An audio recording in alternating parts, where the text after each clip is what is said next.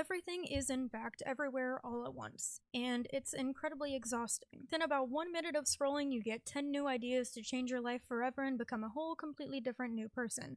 But 5 minutes after that, you forget that you saw any of that in the first place. Consume, buy, shop, spend. Now, this isn't me trying to be self-righteous. Matter of fact, this is more of a self-reflection, because I, unfortunately, am part of the problem here. Consumption is not a hobby, it's an addiction.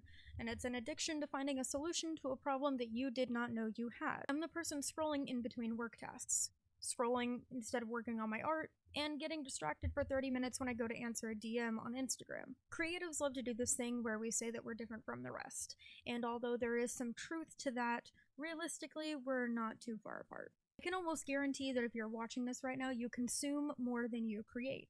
And so do I. You swear that you're just opening TikTok to find inspiration, to find the next creative idea, or to follow a new trend. Realistically, you've just consumed 100 videos, and out of those 100, maybe 1 or 2 of them pertain to anything that you were even looking for, and maybe 1, if you're lucky, actually inspired you. Now, everyone's feed is technically different, but it's become more common that everything is more the same than it is different. We've created this sort of content echo chamber where everyone follows the same trends, everyone's selling the same products, everyone speaks in the same tone on camera, everyone uses the same lighting. Realistically, the only thing that's different is the niche and the market that you're trying to sell to. Now, I do think that trends are important culturally because that is like the only community thing that we have on the internet. Everyone's doing the same thing, everyone's getting kind of the same thing out of it, but at the end of the day, it is rinse and repeat with a different caption and maybe a different filter. We so desperately crave a return to authenticity and community,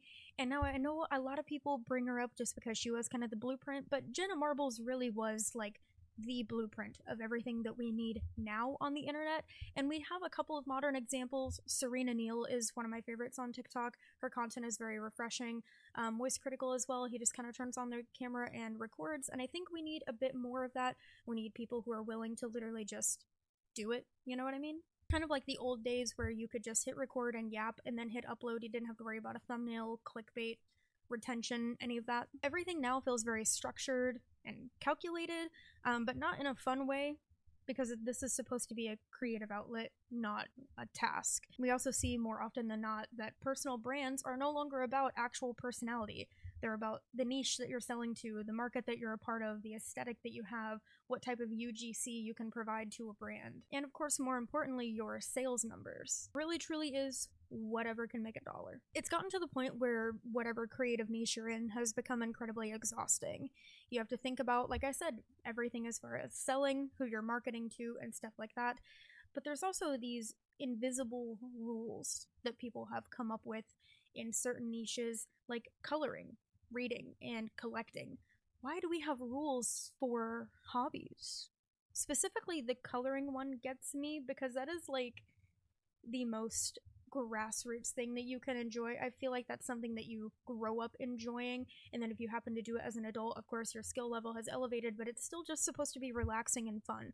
So why are we telling people that they need to buy a million different colors of whatever supplies so that they can color correctly?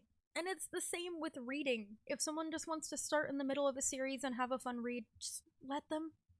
You know, it's the same with movies. To be honest, you don't have to watch everything in the exact order if you don't care to.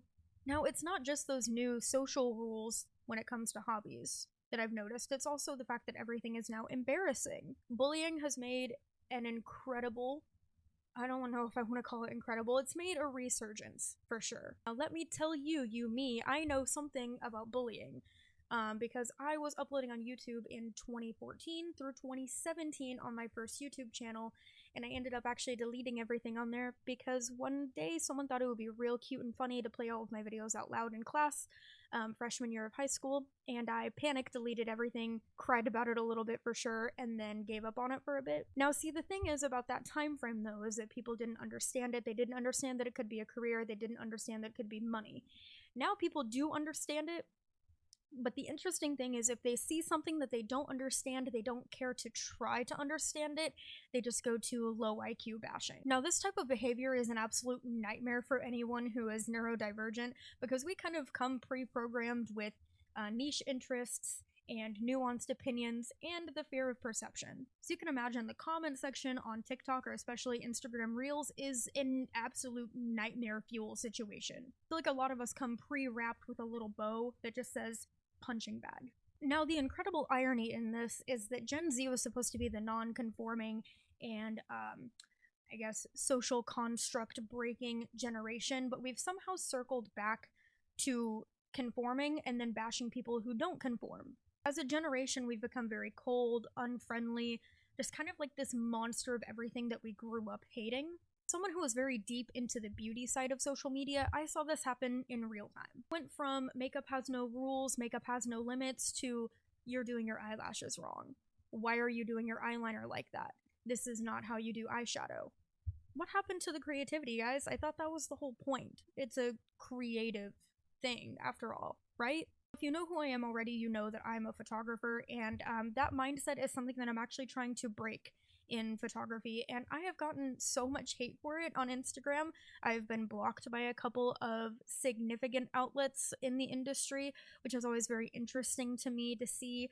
The comments on my posts are not always the most friendly. Getting that type of response by telling people that they don't have to go by the book in a creative field is so intriguing to me. Realistically, this has become artist versus artist.